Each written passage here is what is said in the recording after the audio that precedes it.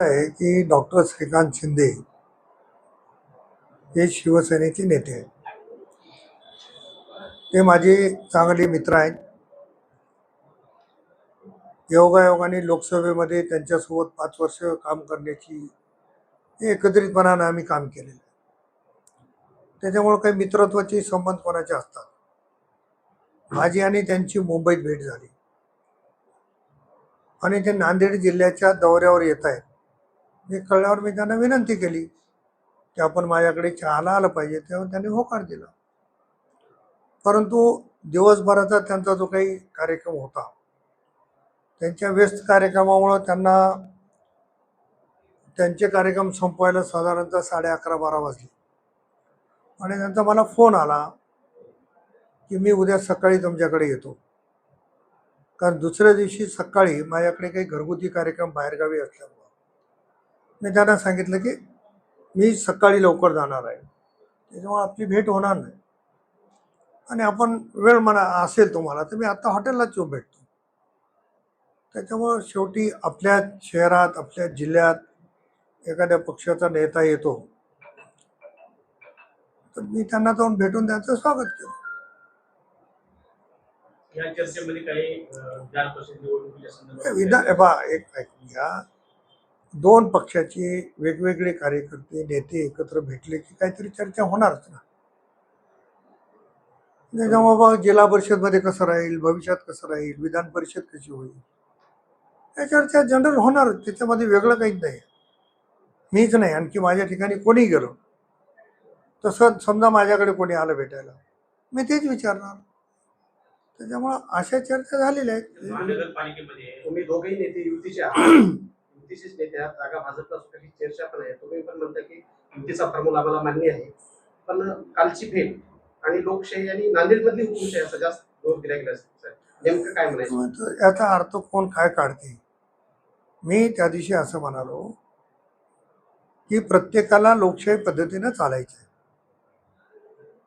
कोणाला हुकुमशाही मान्य नाही आहे. आम्ही दोघं काय बोललो याच्यापेक्षा 25 लोकांनी साधारणतः नामनिर्देशन पत्र विकत घेतले.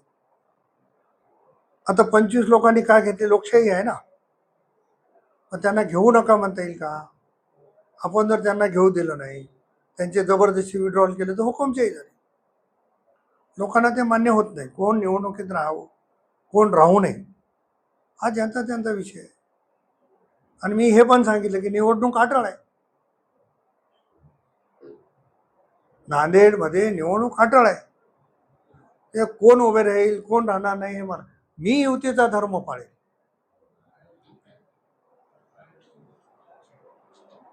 नांदेड महानगरपालिका निवडणुकीमध्ये शिवसेनेची आणि तुमची युती होती अर्धी एका मतदारसंघात. त्याचप्रमाणे विधान परिषदेला असे काही राजकीय डावपेच होऊ शकतात. डावपेच काही लढायचं ठरलं तर ना, ते पण महायुतीत आहेत ना. जर आम्हाला भाजपच्या विरोधात लढायचं असेल तर युतीचा विषय. आम्हीच भाजपच्या सोबत आहोत आणि जो काही निर्णय माननीय मुख्यमंत्री, माननीय उपमुख्यमंत्री आदरणीय सुनेत्राबाईंनी घेतली तो आम्हाला मान्य आहे. मी हे अगोदरही सांगितलंय, आजही भाजपसोबत आहात, युती आहे, पण निवडणुका अटळ आहेत असंही म्हणत आहे. हा, निवडणूक अटळ म्हणजे लोकशाही ना.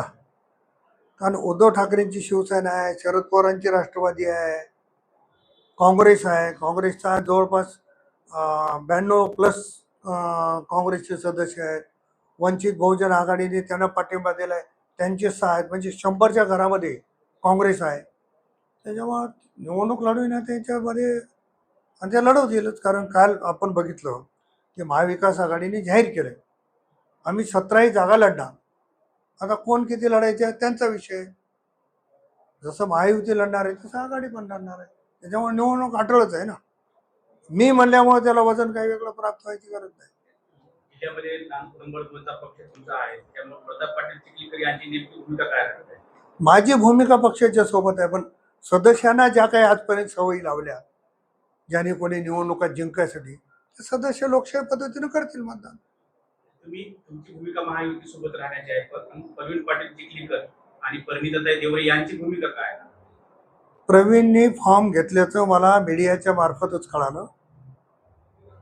माझी काही आणखी चर्चा झालेली नाही. पण फॉर्म घेतला तरी महायुती सांगेल ते त्यांना पण ऐकावं लागेल. आणि आता मुलाला पण कसं झालंय, सगळ्याकडेच झालंय ना,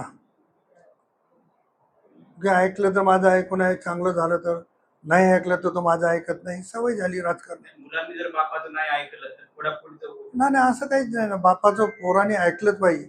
हे बा, जेव्हा मुलगा आपल्या बरोबर, जुनी म्हण आहे की बापाचा जोडा जर पोराच्या पायाला आला तर बापाने ओळखून घेतलं पाहिजे.